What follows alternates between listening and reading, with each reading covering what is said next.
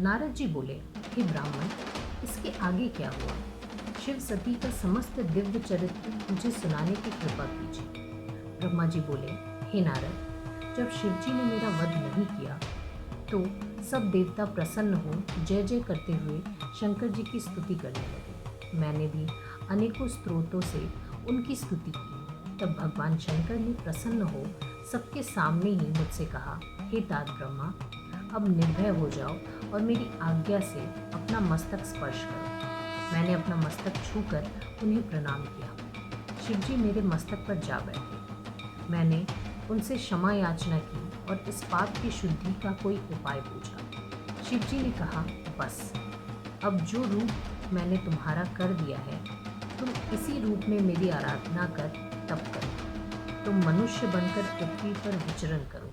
इसी से तुम्हारे पापों की शुद्धि होगी और जो पृथ्वी पर तुम्हारे वीर की 4 बूंदें गिरी हैं, उनसे आकाश में प्रलय करवाने वाले 4 बादल होंगे, संवर, आवर्तक, पुष्कर और द्रोण। ऋषियों के देखते ही वे मेघ बन गए। तब भगवान शंकर और देवी सती दोनों शांत हो गए। तब इन ईश्वर ने आदरपूर्वक मुझसे कहा, हे ब्राह्मण, तुमने विवाह कर्म उत्तम रूप से कराया है। इससे मैं प्रसन्न हो तुम्हें आचार्य की पदवी देता हूँ, और बोलो दक्षिणा क्या दूँ?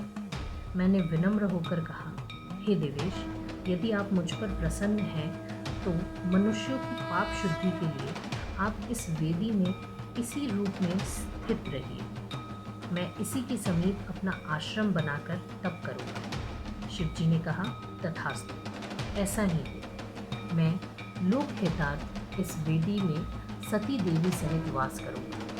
हे मुने, स्वयंभू मनु के समय होने वाले शिव विवाह का यह वर्णन मैंने तुम्हें सुनाया। जो पुरुष विवाह के समय अथवा यज्ञ के पूर्व ही अव्यग्र होकर शिवजी का पूजन कर इस आख्यान को सुनेंगे, उनके विवाहादिक सारे कर्म निर्विघ्न पूर्ण होंगे। कन्याएं इसे सुनकर सुख सौभाग्य से पूर्ण, शील आचार गुणों से युक्त, साध्वी तथा पुत्रवती होंगी।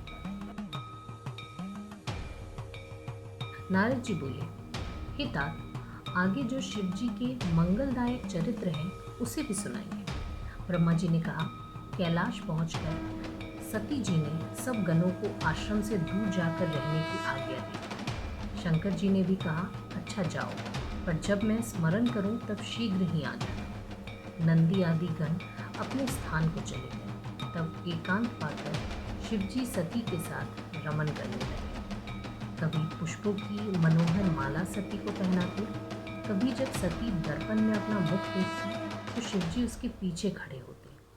भीति से चकित सती को आलिंगन करते। इसी प्रकार कुछ समय तक कैलाश कुंजों में विहार कर शिवा सहित शिवजी ने हिमालय पर भी जाकर आनंद विहार किया। इस विहार में उनके 25 वर्ष व्यतीत हुए। ब्रह्मा जी बोले, एक दिन जब वर्षा हो रही थी तब कैलाश शिखर पर बैठे महादेव जी से सती ने पूछा कि हे प्राण वल्लभ, अब वर्षा काल आ गया है। इससे कैलाश में, हिमालय में या कहीं महाकाशी अथवा पृथ्वी में जहाँ रहने योग्य स्थान हो वहाँ चलकर रहिए। तब शंकर ने हास्य करते हुए सती से यह कहा, हे प्रिय, जहाँ मैं तुम्हारे साथ रहूँगा वहाँ मेघ कभी न जाएगी। मेरे विचार से हिमालय सर्वोत्तम है और भी बहुत से स्थान हैं।